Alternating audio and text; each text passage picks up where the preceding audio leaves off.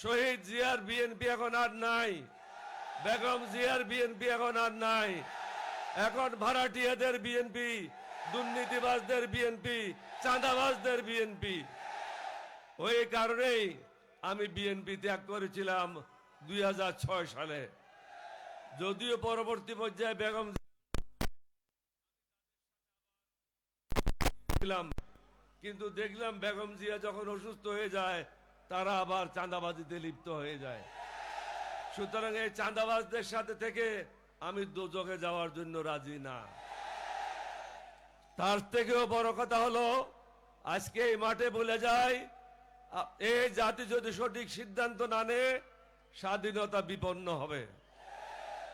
আমরা যুদ্ধ করেছিলাম স্বাধীন সার্বভৌম বাংলাদেশের জন্য।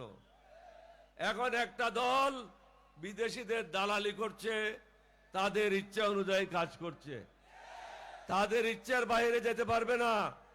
আমি বলেছিলাম এরশাদকে একটা চেইন লাগিয়েছিল, এরশাদের ভাই কাদেরকে 2টা চেইন লাগাইছিল ভারতে।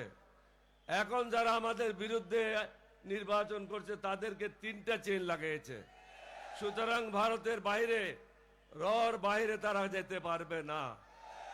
আমরা চাই না এই দেশ ভারত শাসন করুক। সিদ্ধান্ত নিতে হবে, সেই সিদ্ধান্ত হবে 11 দলীয় ঐক্য জোটকে ক্ষমতায় আনার জন্য ভোট দিতে হবে।